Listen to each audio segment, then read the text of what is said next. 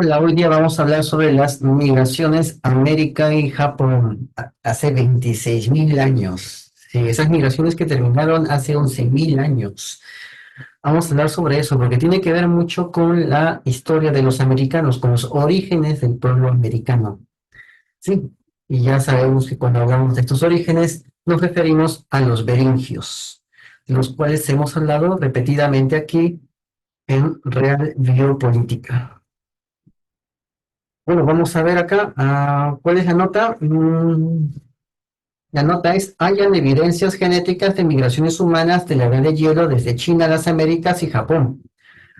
Algunas de las primeras personas de la edad de hielo que se aventuraron en América procedían del norte de China. Algo así como esto habrá sido su migración de ellos. Algo así, como lo que estoy mostrándote aquí. Los científicos han analizado el ADN mitocondrial para rastrear un linaje femenino desde la costa norte de China hasta las Américas. Al integrar el ADN mitocondrial antiguo y contemporáneo, encontraron evidencias de al menos dos migraciones, una durante la última edad del hielo y otra durante el periodo de fusión posterior.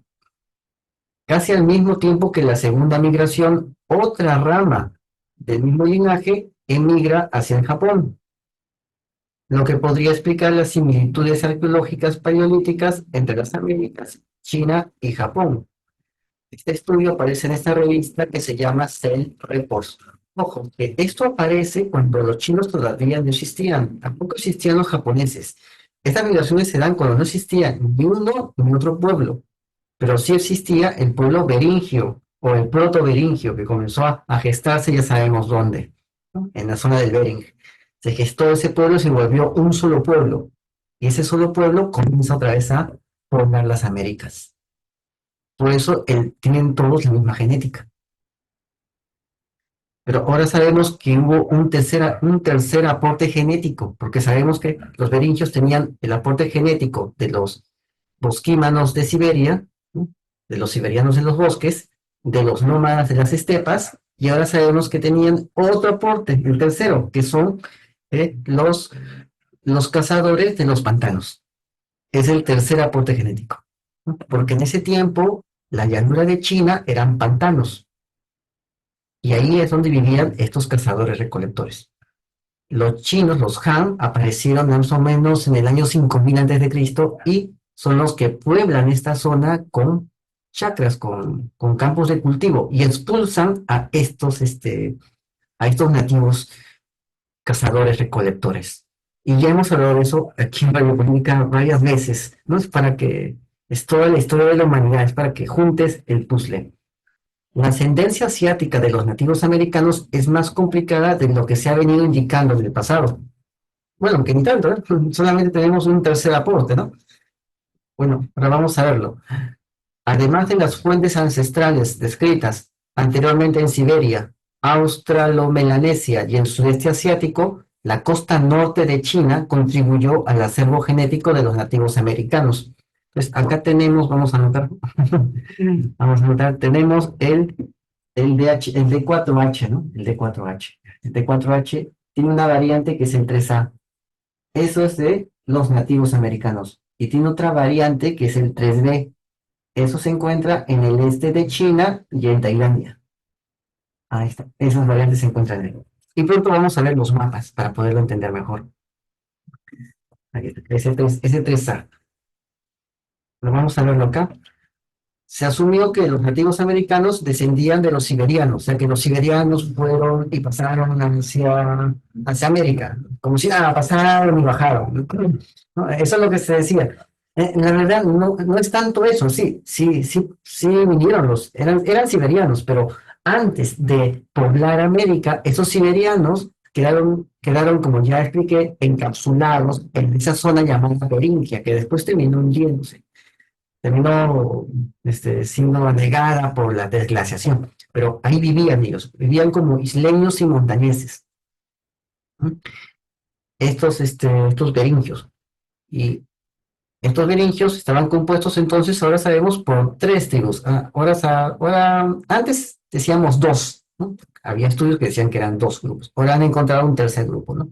El primer grupo eran los siberianos. O sea, los siberianos llegan ahí, llegan también los nómadas de las estepas, y ahora llegan estos cazadores en los pantanos.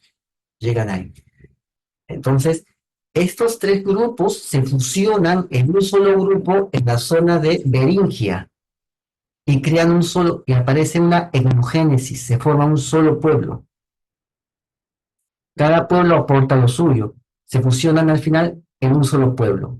Y cuando ya es un solo pueblo, cuando ya tienen la característica etnogénica de una etnia, recién ahí los hielos se desvanecen, los hielos se derriten y la barrera que los separaba del continente americano queda libre y ellos comienzan a poblar como un solo pueblo, ¿no? O sea, no es que los siberianos hayan entrado, sí, los siberianos llegaron, pero se fusionaron con dos pueblos más, crearon un solo pueblo y ese pueblo es el que entra a América. Es, eso. Claro que yo me acuerdo que en los pósteres, en los álbumes, nos decían que los siberianos entraban, ¿no? Bueno, ahora ya se sabe que no fue tanto así. O sea, sí, fueron siberianos, pero se mezclaron antes y formaron un pueblo distinto. Y ese pueblo distinto es el que puebla América. Bueno, acá está. Entonces hubo múltiples oleadas de humanos que viajaron a las Américas desde varias partes de Eurasia, ¿no? O viajaron a Beringia desde varias partes de Eurasia y se quedaron ahí. Para arrojar luz sobre la historia de los nativos americanos, se registró el rastro de un linaje ancestral, el haplogrupo DH4, que está viendo acá, con una rama en las Américas, que es el 3A, ahí lo ves, ahí en las Américas, y otra en China y en Tailandia, que es el 3B, es el 3B. Esto podría vincular a las poblaciones del Paleolítico de Asia Oriental con las poblaciones que fundan, o sea, con los merovingios, que son los fundadores de Chile, de Perú, de Brasil, de Bolivia, Ecuador, México, California. El linaje está presente en el ADN mitocondrial, que se puede utilizar para rastrear el parentesco a través de la línea materna. Examinaron más de 100.000 muestras de ADN contemporáneas, 15.000 antiguas de toda Eurasia para identificar 216 individuos contemporáneos y 39 antiguos, pertenecientes a estos linajes. Compararon las mutaciones que estás viendo acá, ¿no? Del 3 aparece 3A, después aparece 3B, ¿no? Del 4H1 aparece el 1A y aparece así. Aparecen varias mutaciones. Compararon todas las mutaciones, hicieron las pruebas de radiocarbono y rastrearon el camino de ramificación de estos linajes. Aquí está el camino de ramificación de los linajes. Lo muestro acá. Acá vamos a ver acá. Acá. Ya. Acá podemos ver el D4H4, que es del oriente de Mongolia. Acá. Hay otro también de D4H4. Hay dos. Uno que está al inicio, arriba, y otro que está abajo. ¿Ves? Los dos. Uno está en Mongolia, al oriente, y el otro está ¿en dónde? En Hungría. Allí está ese linaje.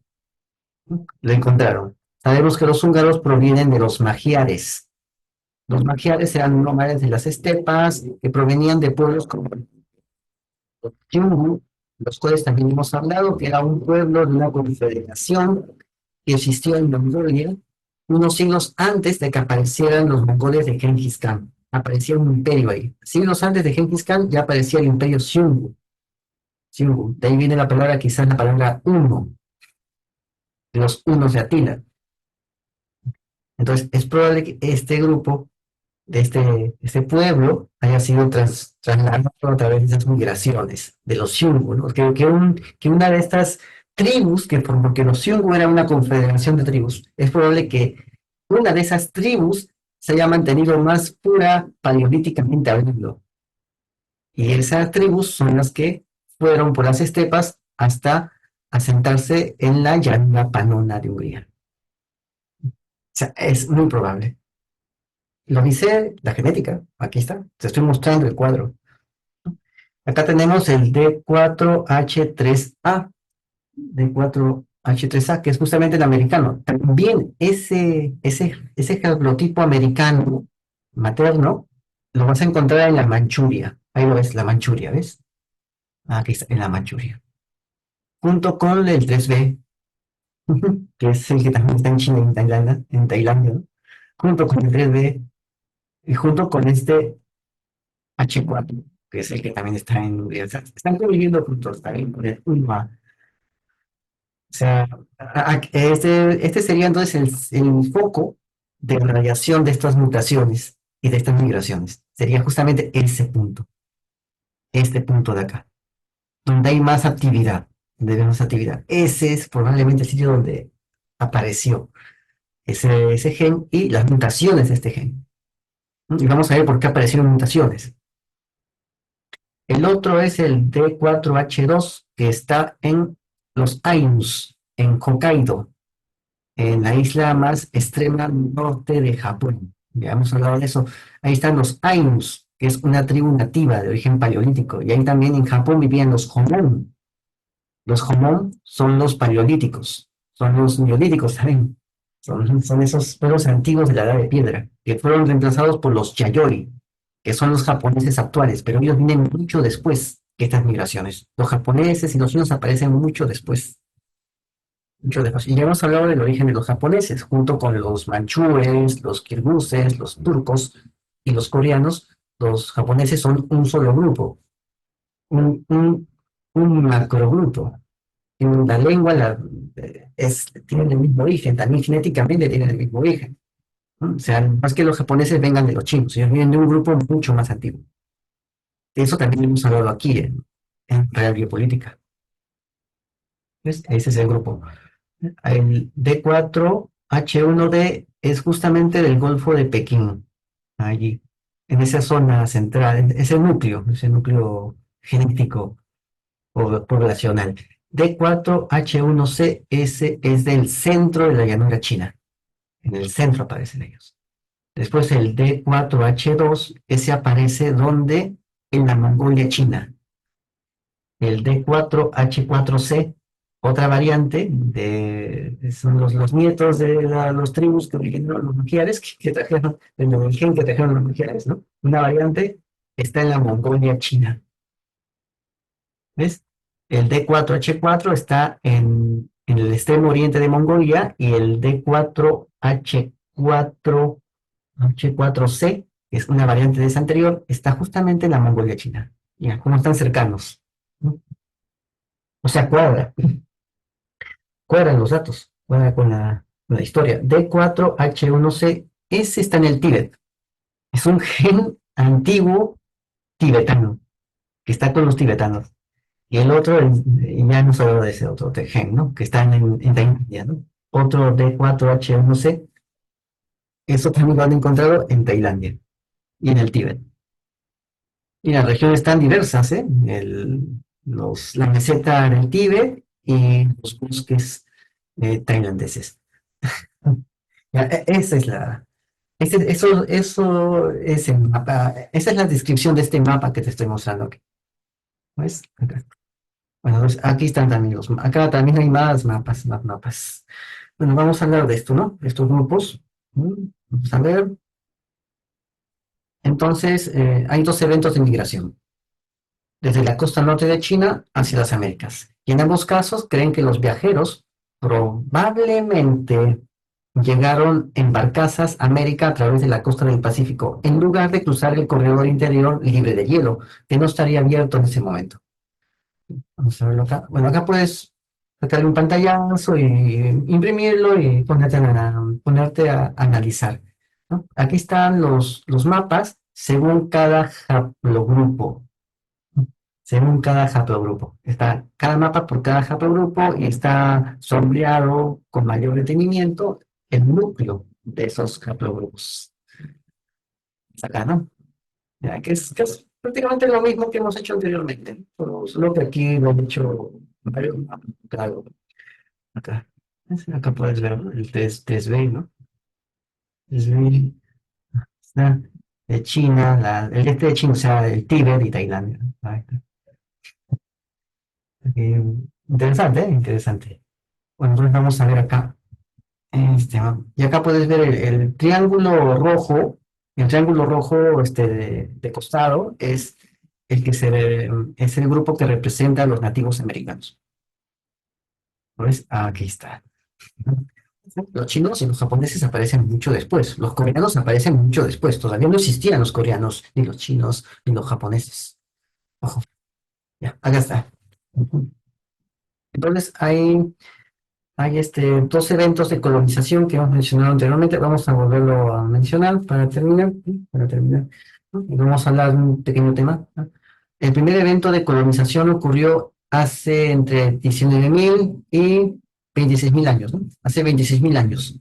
Y terminó en el 19.000. Ahí está. Ese es el evento de colonización. Eso fue durante el máximo glacial, cuando el hielo estaba en su punto más alto y el clima, las condiciones climáticas, todo era hostil. Pues tuvieron que huir. Son migrantes climáticos los que van hacia América. Son migrantes climáticos. O sea, porque hay hielo, bastante hielo. Así que si era un máximo glacial, entonces no pudieron pasar más allá de América. Se quedaron entonces en Beringia, porque si es máximo glacial, había muros enormes de hielo, no podían pasar. Así que se quedaron ahí. La pregunta es, ¿quién llegó primero a Beringia? Que ya sabemos que es la fusión de tres pueblos, los siberianos de los bosques, los nómadas de las estepas y los recolectores de los pantanos. Ujú. Que son estos últimos, ¿no? De los pantanos de China. Pues, ¿quién habrá llegado primero? No sabemos. Pero se juntaron los tres y formaron un solo pueblo. Y ahí recién bajan. Pero ahí es donde se gesta el pueblo de los beringios. Vamos a verlo acá. Hubo también una segunda colonización que está acá abajo. Eso ya se dio entre el 19.000 y el 11.000. Sí. Hace 19.000 a 11.000 años atrás. ¿Por qué? Esto ya no se dio por un problema climático, no se dio por una prosperidad. Se expandieron hacia los alrededores, a diferencia de la primera migración que tuvieron que irse muy lejos hasta encontrar algún sitio agradable donde puedan sentirse acogidos por la madre naturaleza. O sea, una migración tremenda, tremenda, tremenda. La segunda migración fue una expansión, porque ya crecieron en población, porque eran buenos momentos, y se expandieron hacia los costados, hacia todos los lados.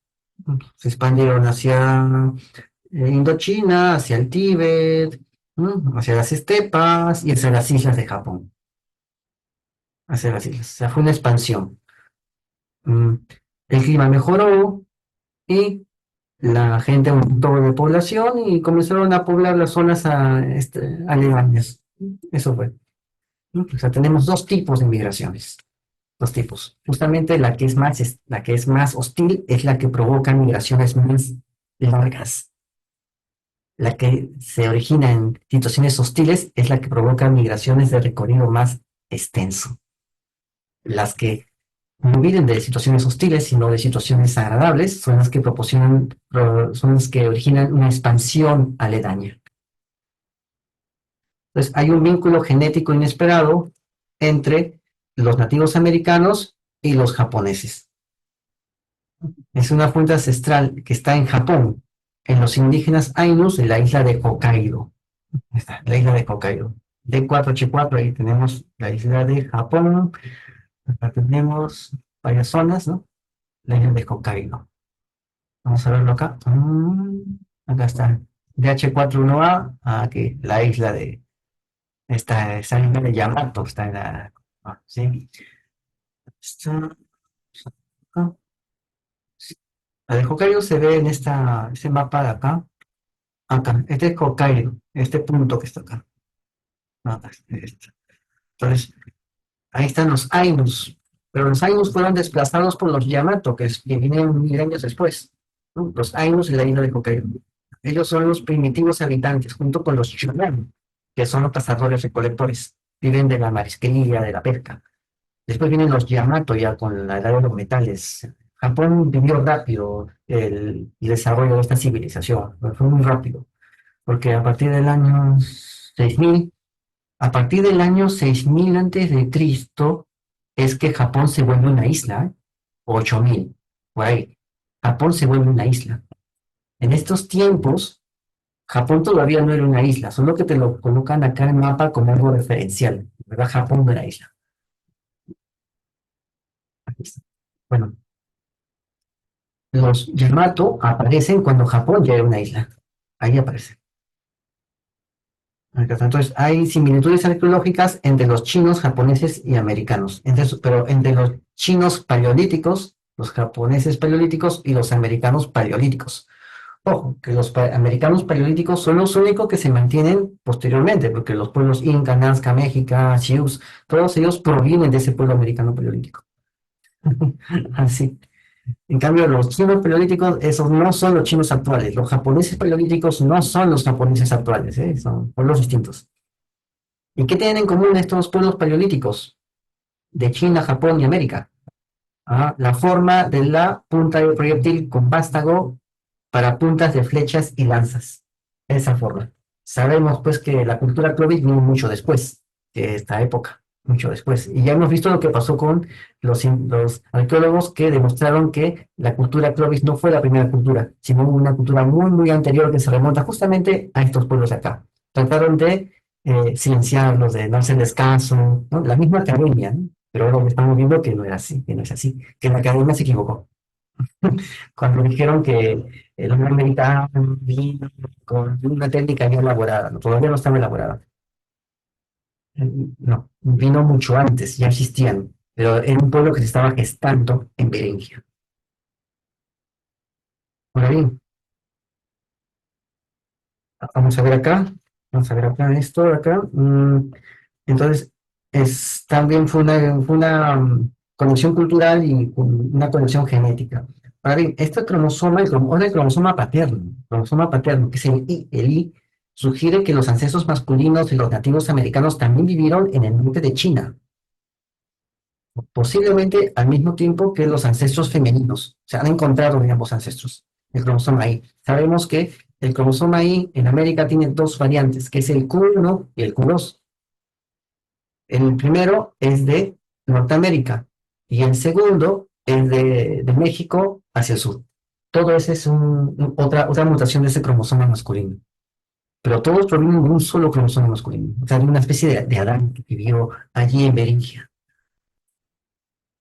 Sí. Y ese Adán que vivió en Beringia tenía parientes acá, venía también de acá, de estas zonas del norte de China. Acá, de esta zona que está en verde del norte de China. Que sería una parte de la Manchuria y de la China propia, del centro político de China, ¿no? Está Pekín, está la Manchuria, de ahí vinieron. Así está. Acá podemos ver entonces el linaje euroasiático, ¿no? Ahí. Bueno, bueno, entonces creo que con eso quedamos, ¿no? Así que suscríbete, comenta y comparte, hazlo viral y no te olvides. La verdad está a la vista. Saludos.